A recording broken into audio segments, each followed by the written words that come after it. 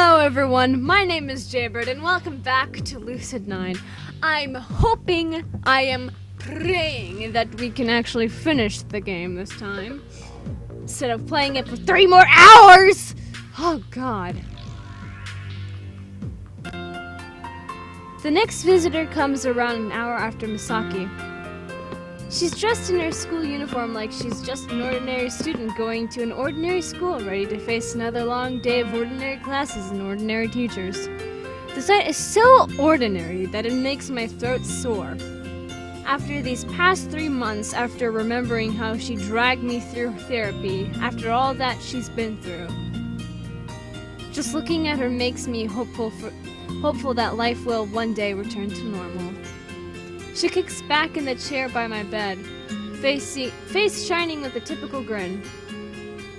Morning, lazyhead. Morning. What's with the uniform? I don't know. I kind of missed it after a while. Come again? It's not all that bad. I mean, being forced to wear it kind of sucks, but when you don't have to wear it anymore, it feels weird. Like, hey, I'm still a second year. I have another 365 days before I become an old fogey. Fogey. I don't know how to say that. I flick her in the forehead with a mocking frown. Who are you calling an old fogey? Who do you think? Are you sure you want to stick with that statement? Are you sure about that? Insert John Cena here. What's that supposed to mean? You know, being an old fogey is a pretty good life. I get killer discounts, I don't have to work, and I have a free pass to say any offensive thing I want. Oh, on second thought, never mind. Too late. Now I have old person privileges. Heaven help us all. It's a little weird teasing each other like this after what we've just been through, but I wouldn't have it any other way. You know, this would function as an amazing segue to a different topic of conversation. Oh no, don't do it. Speaking of old fogies, how are your parents doing? I hate you. I know. She kicks my bed a little, but petulantly responds. They've been visiting over the past few months. They couldn't come in here, though, because, you know. Because I was isolated. Because I was unstable. But I could leave to talk with them at any time. They're really thankful. It'd be nice if you could come over for dinner sometime. They'd like to talk to you about something. Anytime. Sounds like we're both going back to Seto. Yeah, since school's closed, they want me to go back home. Probably tomorrow. They visited earlier. You didn't see them? No, I was probably sleeping. Maybe. Did something happen? Oh, well, you know, Dad said that something important happened at work. He probably got caught up in it as usual. Well, that makes sense. Rui bites her lip and meets my gaze. I really think that you should contact your parents. The air grows a little chilly. My fingers dig into the blankets. No need. The hospital probably has. Okay. You sit. The fucking music skipped though. God damn. Get your shit together, Gamp. God damn. Oh, now that I'm actually looking at it more closely, Rui's hair does look a little orangey. I always thought it looked a little pink, but now that I'm looking at it, like, looking at it, like with my head lowered a little bit, it does look a little orange. Wow. The things you know. The more you know. We sit in silence for another moment as Rui works to find words to say. Yama. But the door suddenly flies open and familiar faces pour into the room. Yahiko, Masato, Misaki, Akira, Elizabeth, and Ari all race to my bedside. Up and at him, Coach! You have hereby been acquitted of all crimes. What? I think she means you're allowed to leave the hospital. And the doctors told you guys this, not me? Come on, man! Only a pansy sits around and twiddles his thumbs when there's work to be done. In other words, you got tired of waiting. Well, technically, my good minion, Yama is officially released, all due to my considerable influence. I'm sure. Actually, the scary thing is that he's probably telling the truth. I really need to ask him about, well, everything eventually. Oh, get up already. Elizabeth suddenly seizes my arm and pulls me out of bed, shoving a handful of clothing in my face. Get dressed. We've something to show you. The others smile excitedly, poised on the tips of their toes. Ruri grins encouragingly. Lead the way. After giving me a few minutes to change into a spare uniform, we check out of the hospital and clamber into a limousine, supposedly paid for by Yahiko. The group's in a chatty mood as we wind down the streets to the familiar shopping complex by the academy. Laughter, jokes, and teasing chase away the tension in the air. We stop in front of Café de la Paix, where Yahiko bounds up to the door and opens it with a flourish. Huh, déjà vu. After you, my good minions! I'm floored as we step through the door. Colorful streamers and balloons are plastered around half of the cafe. Decorated letters proclaiming, "Welcome back, heroes!" hanging from the ceiling. It's a stark contrast from the slick and sophisticated furnishings, but that doesn't stop my gratitude. This is for us? I certainly don't see anyone else. You guys. Ruri covers her face with her hands. Thank you! Aw, ain't nothing. Is he blushing? Does he like Ruri? I think I see a little bit of a blush there. Ooh! Why did I do that? My fucking friend was over here earlier because we had to work on a project that's due tomorrow. And she always says, she's been saying ooh so many times that now I'm starting to pick it up. And she says it like ironically, and now I'm starting to say it. And fuck. Aw, I ain't nothing. Just a couple balloons and streamers. I wanted to rent a dragon, but Elizabeth said that'd be a fire hazard. Not to mention the minor problem that dragons don't exist anymore. Hey, don't forget who's paying for all of this. Praise me! Praise me! Wow, to think that you would actually say that out loud. Thank you for your generosity. As Elizabeth says these words plainly and honestly, could they actually be getting along? But of course, my lady, tips Fedora. This is pocket change in comparison to the Ikari family treasury. Elizabeth's good mood quickly falters, but Misaki's eyes lighten up in realization. Pocket change? Ikari wealth is insurmountable, lovely maiden. Truly, your generosity is unimaginable. How kind your spirit is to provide our lowly company with a bountiful feast of refreshments. Wait, refreshments? Ah, so you agree. The hospitality of an Ikari is beyond measure. I shall make certain that all of my followers learn of this. All of your followers? Okay, Miki, that's just evil.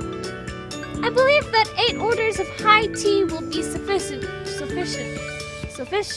for our party. High tea? Now, time to write that pat. This is beginning to feel like extortion. Okay, 8 orders of high tea. Coming right up. What the fuck is high tea? The poor soul. I don't know what high tea is. Can I look this up real quick? What the fuck is high tea? Google, please help me. Help me, Google. Google, help me. Okay.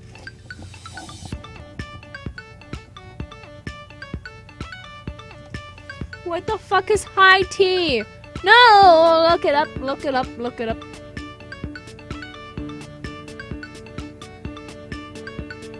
Oh.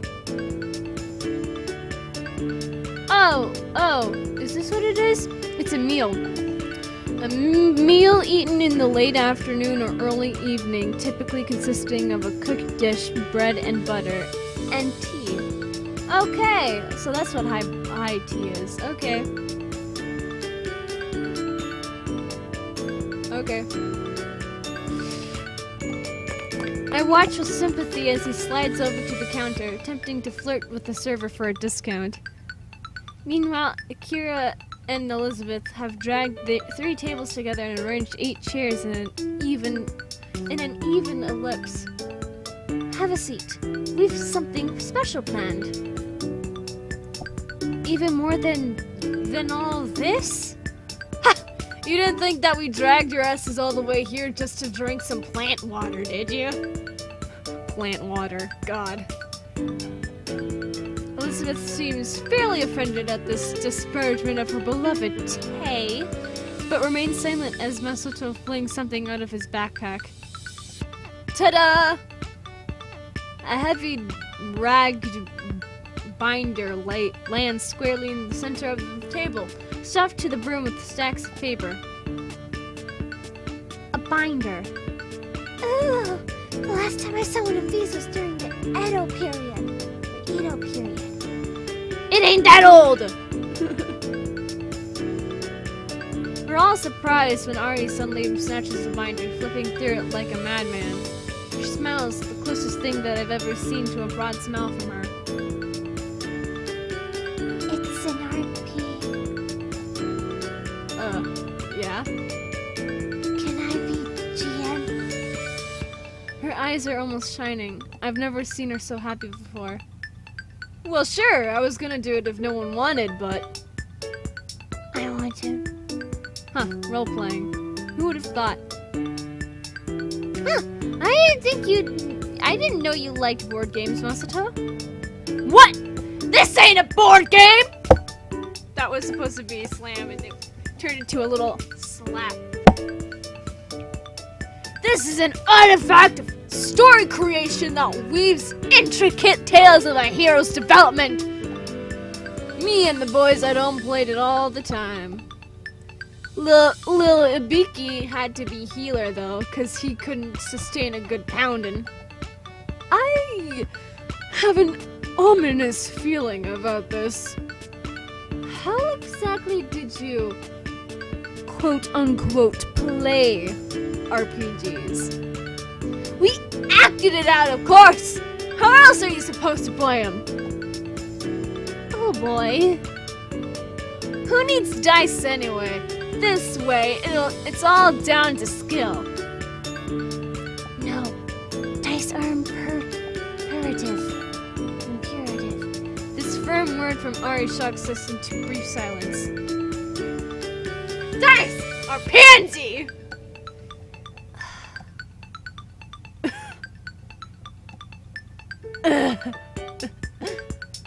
Well, hey, you're GM.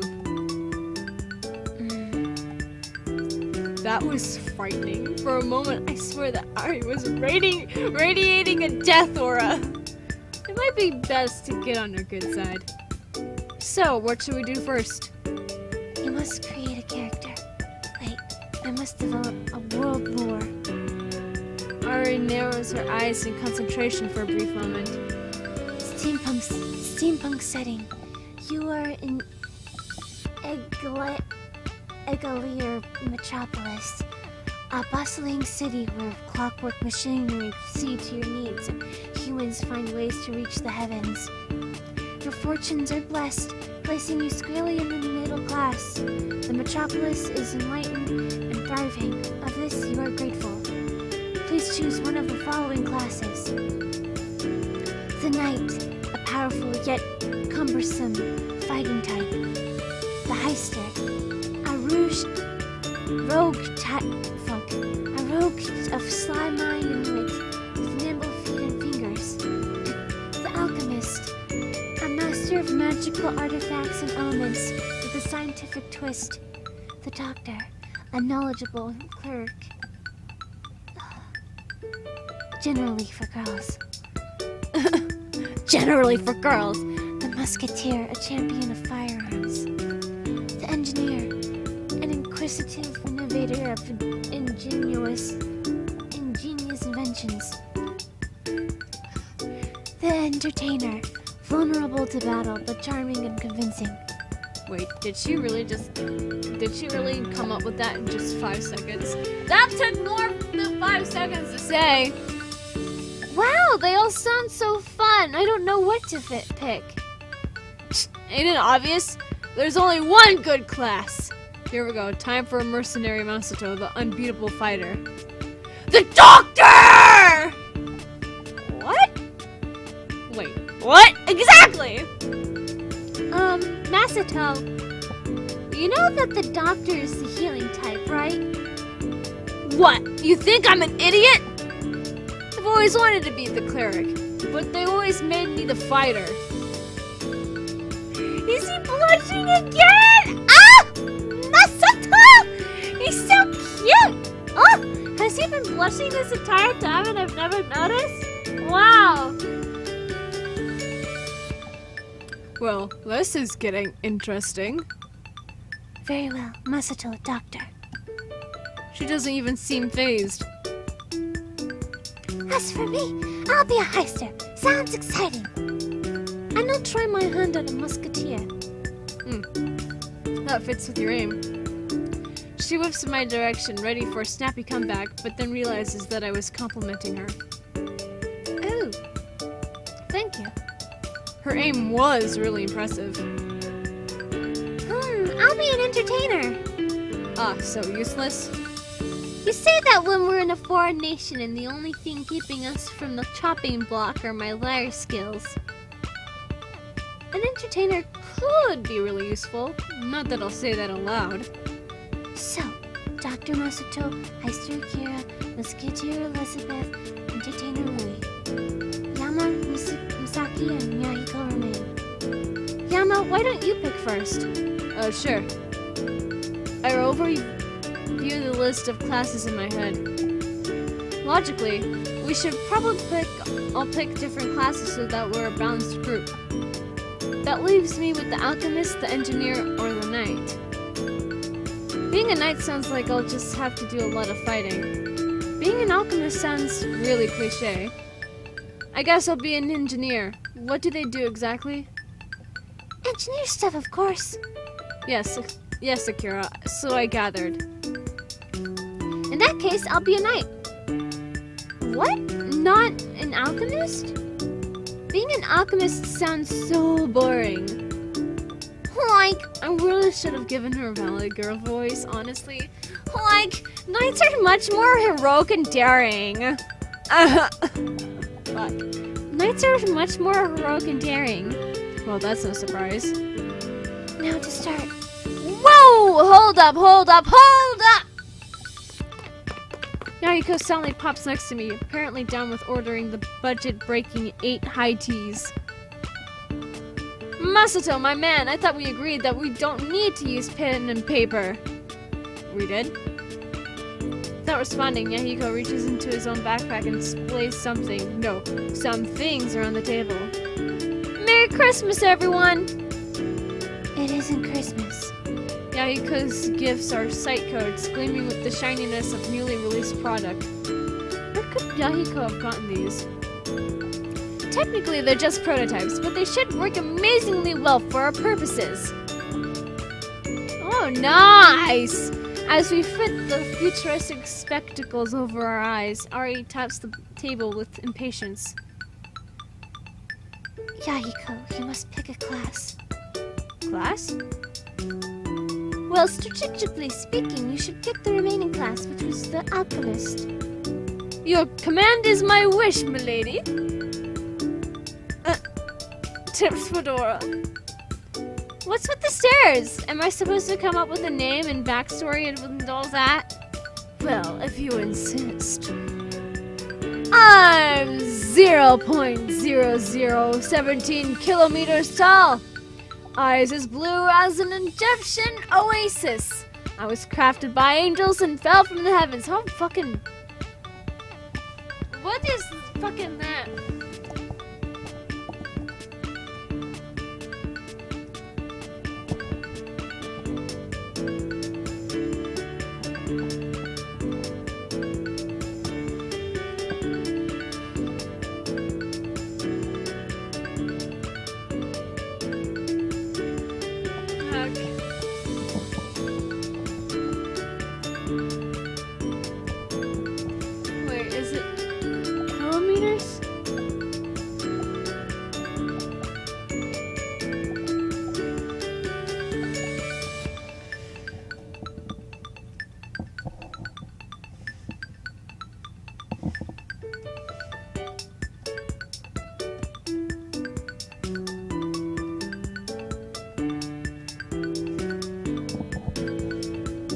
So 5 foot. 5 foot. Almost 6. So 5'6"? Because it's 5.5774278 feet. So that's 5'6". Okay, thank you. Yeah, you go. You made me do math. My clothing is skin tight, which helps pronounce my amazing figure. Yeah, I would stop dead too. What strikes you speechless, good minions? My dashing good looks? That's not exactly how I would put it. Hey, I have a great idea. Why don't we get started, Artie? Thank you, Marie. That is not an idea at all, but very well. Our very literal GM proceeds to close her eyes, speaking in a soft, rolling tone reminiscent of the most skilled storytellers. You receive a letter promising power and prestige. If you will simply enter the caravan tower at 20 on the dot and ask for Ion. What shall you do? Go, of course. Oughtn't waste a moment of time. I agree. Full steam ahead, people. Well, power and prestige sound fun and dandy. But there's money involved, huh? Heister. See, all we care for is them shinies, huh? She's barely understandable. I'm not putting up with this throughout the entire roleplay. RP. Wait, Akira, if it's steampunk, we should all speak in British accents. If looks could kill, Elizabeth would currently be my murderer. Don't you dare, Yama Ishimoto. Tally-ho! We've done quite the bang-up job on our character creations, if I do say so myself. Akira and Ruri apparently don't notice that I'm teasing. They only light up with excitement. That is a splendid idea! Why, I do believe that you've landed upon something quite profound, Yama Ishimoto. Elizabeth buries her face in her hands, but the pair continue on, oblivious. Well, really, under these circumstances, it would be prudent to meet this person together, would it not? Oh yes, indubitably. I quite agree. I cuts in with her solid monotone, earning Elizabeth some relief. Elizabeth, Misaki, Akira, and Yuri are en route, and? Well, it wouldn't be a party without the great Yahiko Akari. Yeah, I'm gonna go too. Sure, why not? Very well. Ari closes her eyes, contemplating for a moment, then opens them with renewed fervor. En route to the Tempina Tavern, you suddenly encounter a rabid horde of cartoonist dingbats. What? What? It's something Shigure says often. And suddenly I'm not surprised anymore. Prepare for battle. Tokens spring up on our monitors, representing rows of hard-faced, cartoonist dingbats. Hold up, citizens! Stand back! This is a job for President J. Graves! Governor, mobilize! You have no ability by that title. Then I unleash a fiery storm of death! For I am the alchemist! Ladies and gentlemen, power gaming at its finest. I see. Roll. Yahiko does so. 1. You drop your spellbook on your toe. Look at look at Matsuto. He's like, what? Nani? What? Sorry, man, but you gotta stick to being a model. Error 404. Model class does not exist. Maybe it'll work out if he models as an alchemist. No, I protest! These dice must be weighed!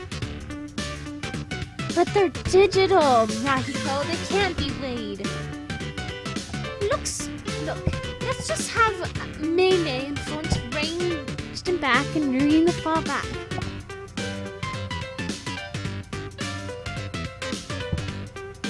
This matter should be fairly simple, considering that it's the first battle in the game. Okay, what exactly do I do? You just gotta play for us, Rui! We'll keep you safe! Yeah, and Yama will protect you. Or Masato, you know, whoever. A bard boosts team stats and morale. If you roll 5, you may even provide others with an extra turn. Wow, I sound so useful. You do know that essentially you're just fucking around on wood and metal, right? Shut up, Yama. Right, let's start this battle before everything turns to rubbish. Addy, I fire at the dodgy and tosser by the front. Dodgy, ha, tosser, ha ha ha ha ha. Shut up, Yama. I think your accent is really cool. Thank you. Thank you. 17. She rolls on the monitor. For once, it's actually a high number. Direct hit, musketeer. The curtainous dingbat crumbles into the dust of ignorance once again. Pretty sure that phrase also came from Shigure. Then I'll attack the nearby enemies. She rolls another decent hit. Ah! I'm gonna drink some water.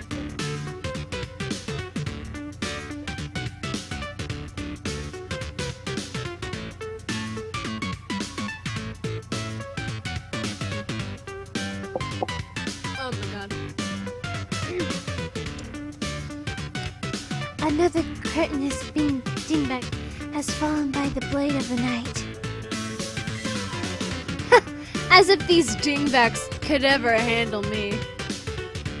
In that case, I slit the throat of that one in the back. And with a final high roll, the cretinous dingbat falls beneath the crooked blade of the heister. Only one curtainous dingbat remains. I got it with my scalpel! You're a cleric, Masato. I don't think you should get anywhere near those enemies. You banging on my medical school? I'll show you! 6. You scratched the curtainous dingbat. Scratch! I told you so. Well, it wasn't terrible at least. Ugh. Poor Masato. He must be used to winning from acting out RPs instead of rolling for them. Yama, you should move. Huh? Oh, yeah. I consider my options for a moment. I could just fire at it with a pistol, I guess, but that seems kind of bland. What's the cretinous dingbat made out of? Cogs, gears, and steam. Okay, take the nearest pipe and stick it into the mechanism to jam it. That's an innovative idea. But why do something so boring when you can make it explode into a ball of fire? Because I might drop my spellbook on my toes. Ha! What kind of dummy would do that? Gee, I wonder.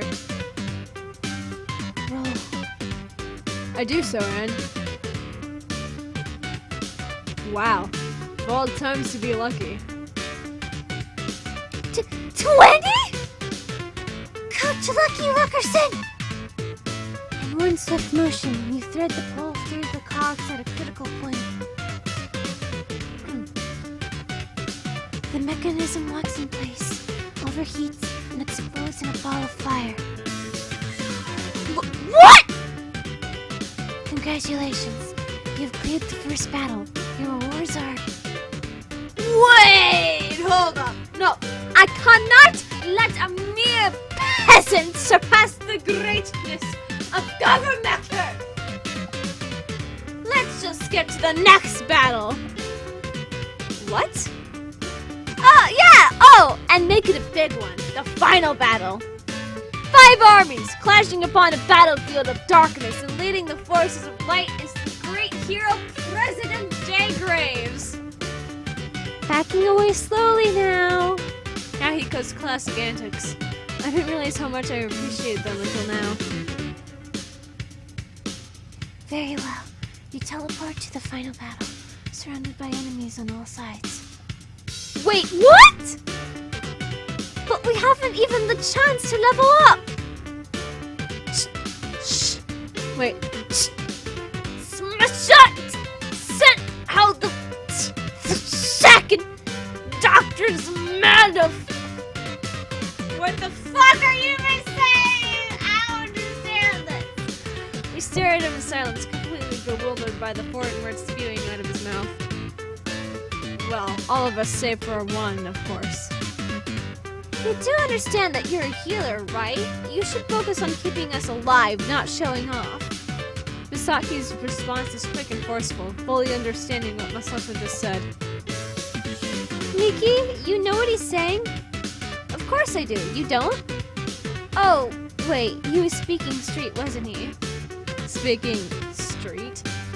She's probably referring to the slang that reigns over the poorer districts of Isama.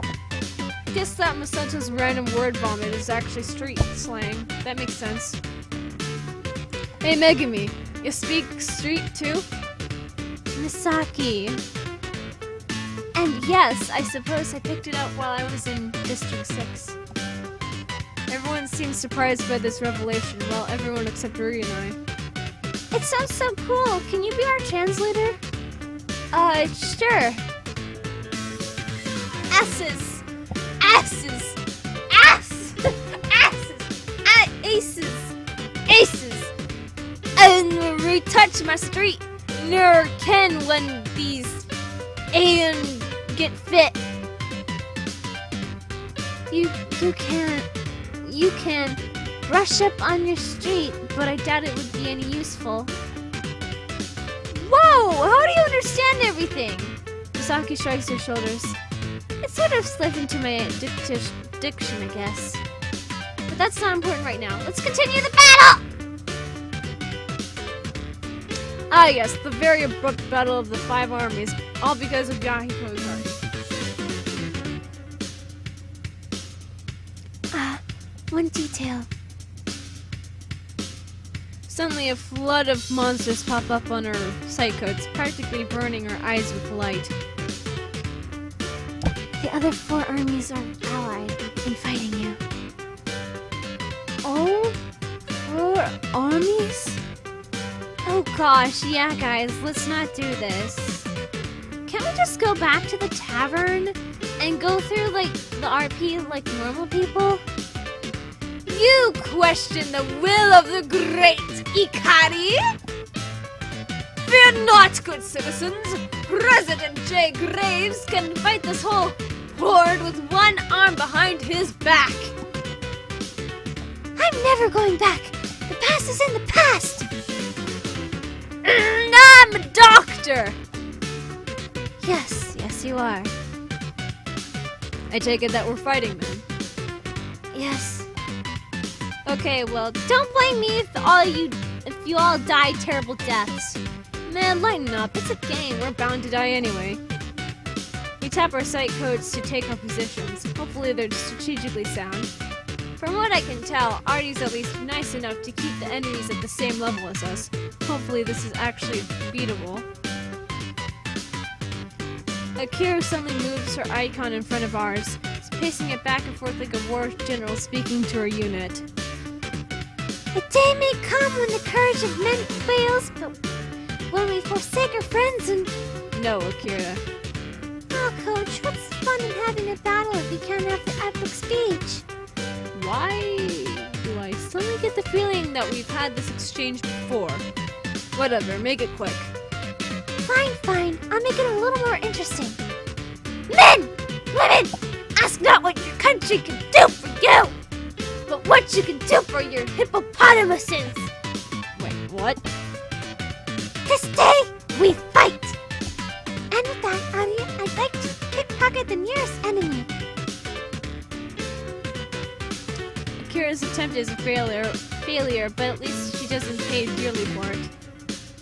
But Ari surprises us by breaking in right after Akira's turn is over.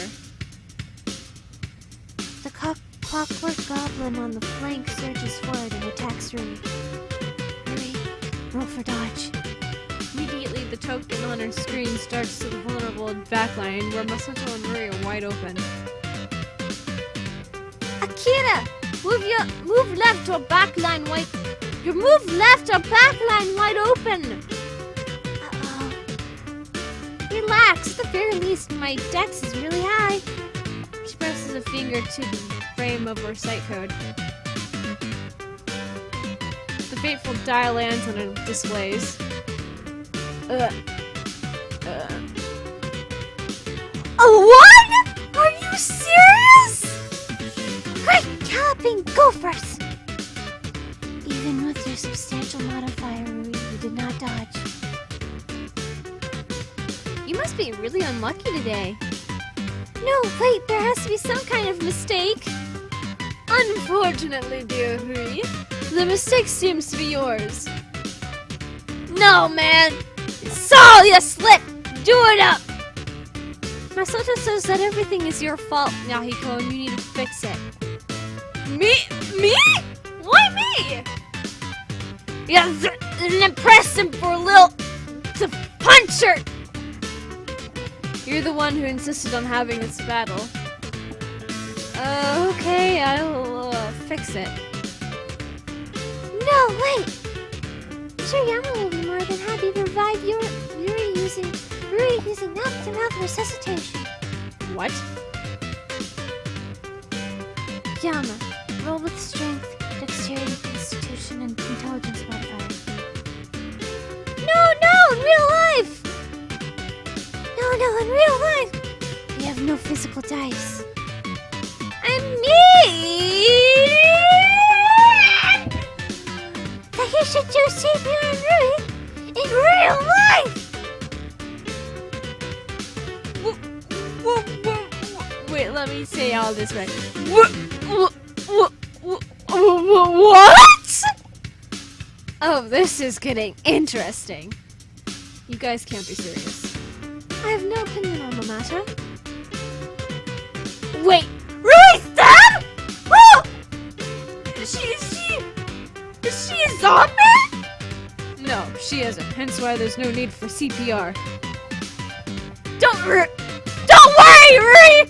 I'll do it! Okay? Oh, gosh, Masato, there's literally no reason to perform CPR. Whoa, dude, you sound intense.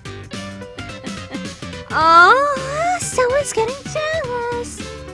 I'm not getting jealous! That's what a jealous person would say. Miki! The group breaks out into laughter at my expense.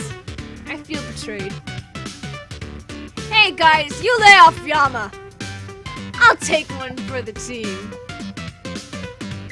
You know what? I have a great idea! Why don't I just, stay dead?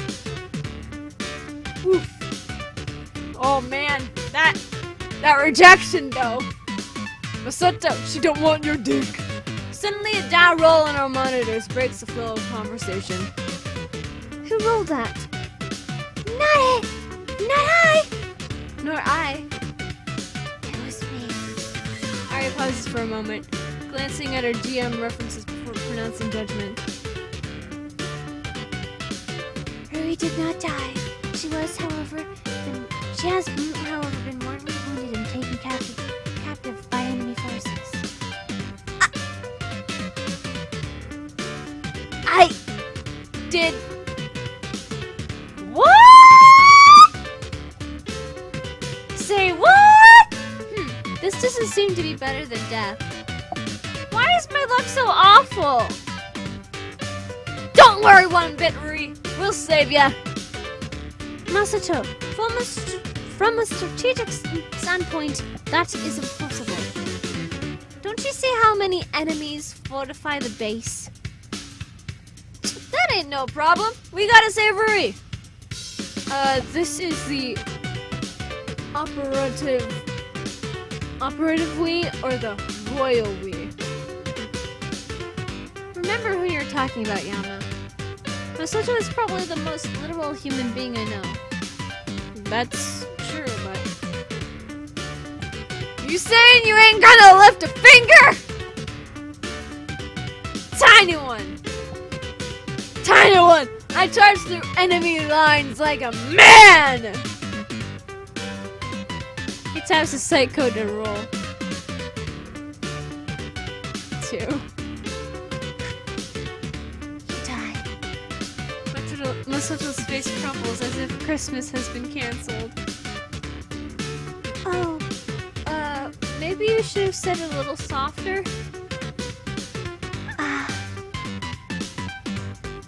You died. This is a good example of why you must look before you leap. Honestly, what were you thinking? Charging in like a bull is quite possibly the worst strategic decision you could ever make.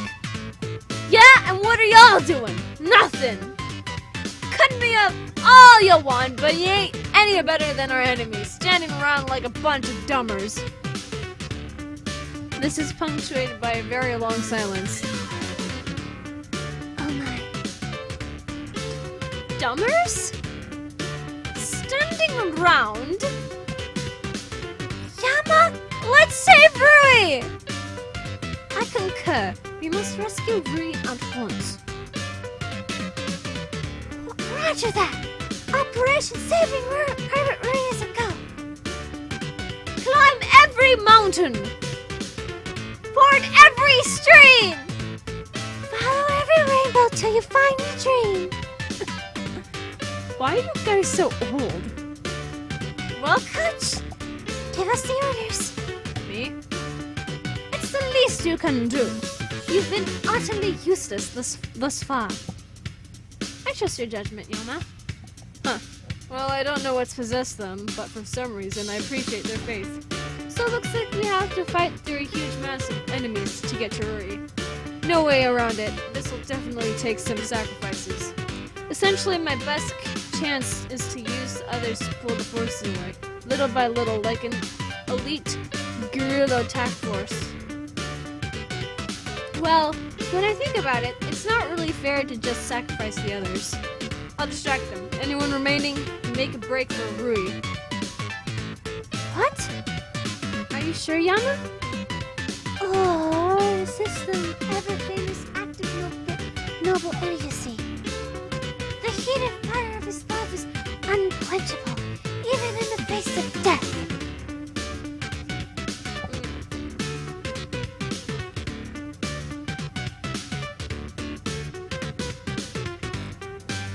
Oh my god, water. Where have you been all my life? Or simply stupidity. I doubt that this decision is strategically sound. Just get Rui, yeah? I guide my token to the flank of the giant forces. Ari, I throw as many explosives and weapons as possible into the army to draw their attention. This is accompanied with a decent roll. A horde of tokens swarms around me before I can blink. You are now surrounded by clockwork goblins. That's the cue! Fly, you fools! Kira, Elizabeth, and Misaki charge through the newly opened gap with fervor as I quickly succumb to the giant group of goblins. Stay focused, the end is in sight. But just as she utters this, the guards by the prisoner of war camp seem to double in number. Some goblins were sleeping. Uh-oh. Some? The puny resistance force is quickly stamped out by the new horde, leaving Ruri hopeless in the clutches of the goblins. Game over. You are all dead. No, not all of us! Have you so easily forgotten that the general still stands? Gophermaker, mobilize! My firestorm Ori! 1. What? Again? Drop your spell book on your other toe. I call foul! Something's wrong with their RNG, dude! There cannot be anything wrong with the RNG. It is simply an RNG. But! It's alright, dude. Getting late anyway. Almost time for my curfew. Huh? Already? Check the time. It's actually 5:40. I guess we must have left the hospital pretty late. Besides, the RP was really fun. And I'm sure it would have been more fun if someone didn't insist on skipping to the final battle without a plan. I also really enjoyed it. My compliments to the GM. Wait, are we leaving? But the high team just got here! Sure enough, 2 servers have bustled out from the back rooms, arms laden with trays of teapots and dainty sandwiches. My stomach grumbles embarrassingly loud. Everything looks delicious. Ah, well, if it's food. He probably sits down and unashamedly digs in. Well, that was easy. This is all due to Yahiko's generosity, everybody. Make sure to express your gratitude. Thanks, Yahiko. Your gratitude knows no bounds. Oh, fantastical benevolence. I appreciate your generosity, if little else. Thanks, man. Oh, well, you know, this is just pocket change to an Akari. Note to self, never get on Misaki's bad side. She's totally got Yahiko wound around her little finger. I try to scone on the nearest tray. It crumbles delicately, delectably in my mouth, perfectly cooked. Wow. This is really good stuff. Thanks, Yahiko. But of course! After all, a proper world dictator must keep his minions well fed.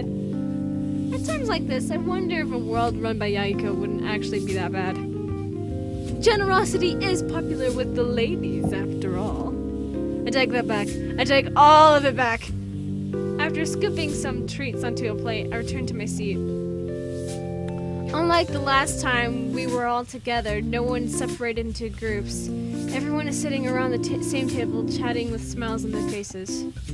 It's heartwarming. Like Thanksgiving! So, hypothetically speaking, what would you all do if politicians suddenly turned into chairs? Well, they'd at least be somewhat useful. Hey! Good one. The authorities do the best they can, you know. Are they at least comfy chairs? If they are, I'd vote for them. How can people turn into chairs? Then again, some topics of discussion are questionable. Hey dude, staring at the lovely angels I see. What? Don't you front, my good man. I know precisely what you're thinking. You wanna woo one of them, don't you? I really don't. Well, you're unlucky because for a limited time offer, Wait, really? I glanced at the others. They seemed to be immersed in conversation, filling the cafe with a pleasant buzz. This is the second time I've read filling as filing. Fuck. Maybe now's my chance to have a little chat with Yahiko. Say, Yahiko. I paused for a moment, trying to find the right words. I was wondering, you know, we never figured why Mr. Ryuta, we never figured out Mr. Ryuta's motive. Do you happen to know? As I fumble awkwardly with the message, Yahiko interrupts me. It's fine, dude, I get it. It's kind of hard to think about, you know? 5 people I know, all gone. His smile's painfully forced. Anyway, I don't understand all these killings. But when I was talking with my mom and dad about it, they got totally stressed. I don't know. It doesn't really make any sense. The police don't seem to have a clue either. I mean, apparently Mr. Rita is an immigrant, but... Why? Why would he kill 4 kids for no reason? His voice becomes gratingly strident, halting all activity in the cafe. Everyone turns to Yahiko, open-mouthed, no doubt taken aback at the sudden gravity in his voice. Gravity. And then, in the blink of an eye, Yahiko's face suddenly flashes back into his trademark grin without a hint of a shadow. What bothers you so, my good minions? Have I captured your hearts? A moment of silence follows. I can see the hesitation on everyone's faces. The hesitation of wanting to help Yahiko but not knowing how. His toothy smile, his arrogant front, it's impenetrable. It's an impenetrable wall that's impossible to break down. Is it possible to help him when he doesn't really want it? It doesn't seem so. Eventually the group awkwardly returns to conversation and Yahiko's shoulders slump just slightly in relief. It's jarring to see his personality switch at the bat of an eye. But maybe that's his coping mechanism. Just like mine, it's standing from afar, mocking anything I can. Sorry, dude. Anyway, there's a lot of things about Mr. Rita that don't make sense. It gives me a bad feeling. Kinda like seeing a guy in a French maid costume, you know? No, I can't say I do. I'll look into it. Yahiko deserves that much. Thanks, dude. Hey, last sandwich, any takers? We turn back to the commotion of the rest of the group. The trays are almost completely picked clean. Well, that was fast. I guess the cafe's quality speaks for itself. I'll have it. Sandwich. I'd like it. The food is quite delicious. I'm also still pretty hungry. Then there's only one way to solve this. Competition! On second thought, I don't want it anymore. Me neither. Meh. I ain't even said what the competition is yet! What is it? Well, you know, a real man's fair, so... How about a riddle game? A what? Honor student and all, Masato. I'm pretty sure that Ari can beat you on that front. She's probably one of the most observant people I know. Oh, I know some great riddles. Why don't we have Ruri give the riddles? Doubt any of Akira's riddles would be understandable. Okay. Masato marches in front of Ruri, eyebrows focus into harsh lines on his head. Ari only stares blankly with a quirk of her head. The rest of us gather around them in slight interest. Let me see. There's a 10-foot chain nailed to a wall. The center dips down 5 feet. How far are the ends from each other? They're on the same nail! If the center's down 5 feet, that means that it going down and up totals to 10 feet, which is the length of the chain. Wow, You're right, Masato, that was quick. Why would a chain be nailed to a wall? Huh. You know, maybe there's some merit to Masato choosing a riddle competition. Okay, next! Okay, A young woman is attending her mom's funeral when she meets a man whom she falls in love with. But after the funeral, she can't find him. A couple days later, she kills her sister.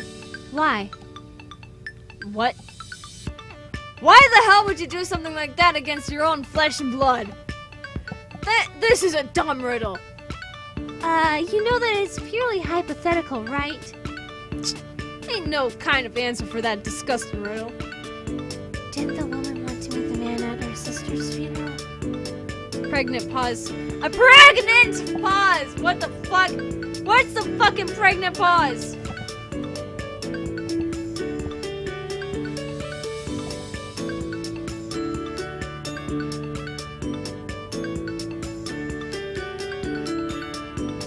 Pregnant pause. Oh god. Yeah. Ruri, isn't that the psychopath test? Maybe she heard of it. Maybe she heard it before. The hell? It's dumb, is what it is. What kind of shack and dumber kills her family for some shallow love at first sight? Bad riddle. Next, Rui. Okay, Mr. Pushy. Oh, I know! 4 old men sat down to play. They played all night till the break of day. They played for cash and not for fun, with separate scores for everyone. When it came to square accounts, they all made the same amounts. Not one lost and all gained. Now that you've heard, can you explain? This riddle has our entire group racking their brains. Same amounts? Played for cash? Maybe a highly improbable chance?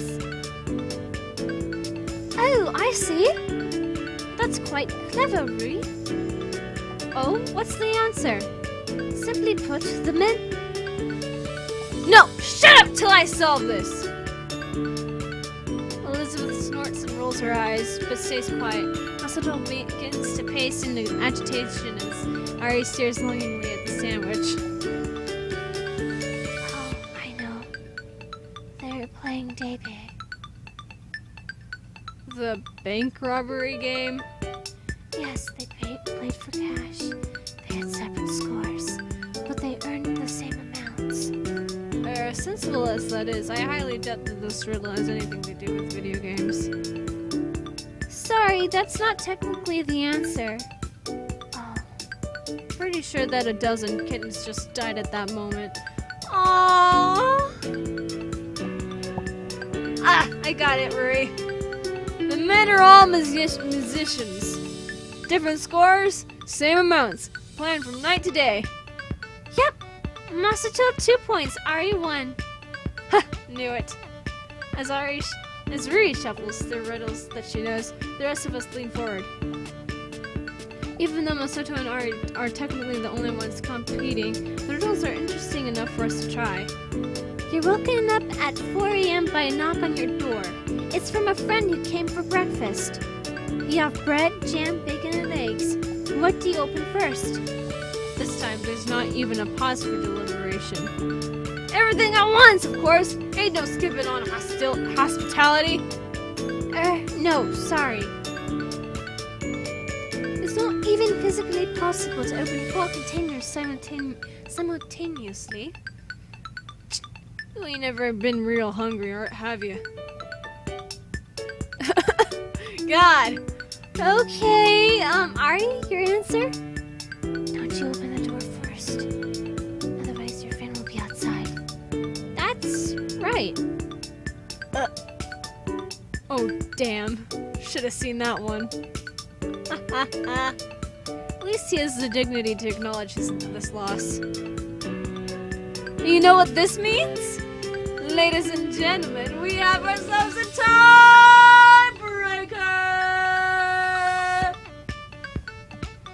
Can I hear it for Team Marvelous Masa?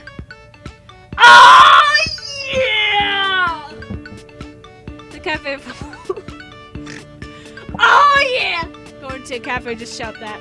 Your fucking sweatband on. The cafe falls into a deadly hush. Time ticks on. Right.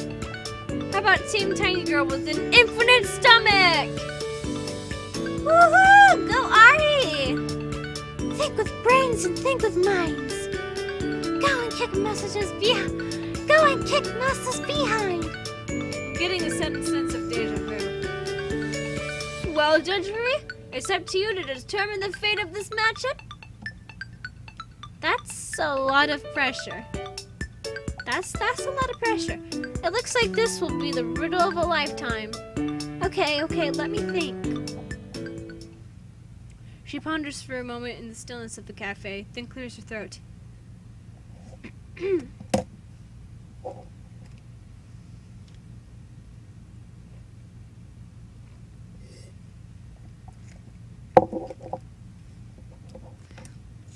Poor people have it, rich people need it. If you eat it, you die. What is it? Masato opens his mouth, but Ari beats him to the punch. Drugs.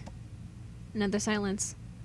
What exactly has Ari been through in life?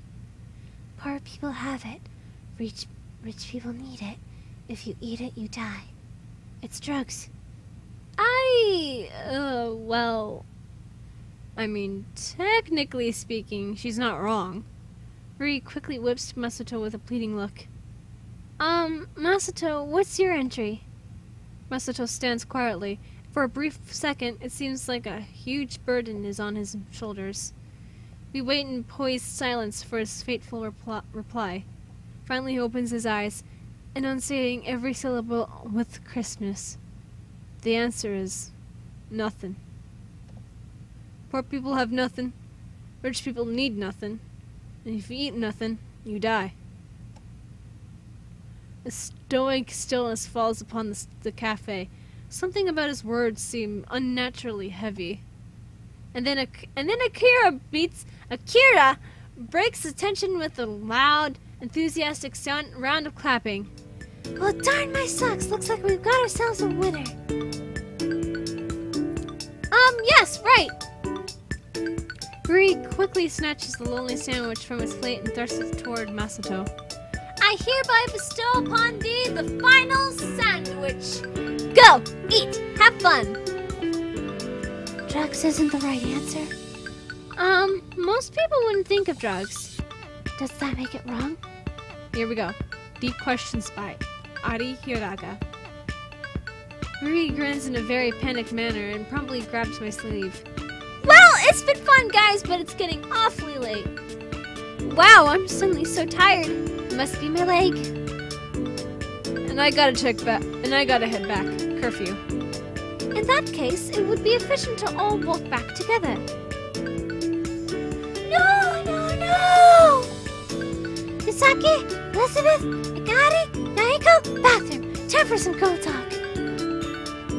Oh, yes, of course. Wait, why am I included? And boy, oh boy, Masato, it's getting really late. You should run back as fast as possible, right now. Huh? No, I'll just walk with... Oh, Masato, my man, let's go! And without warning, Yahiko once again grapples Masato's arm and drags him out the door.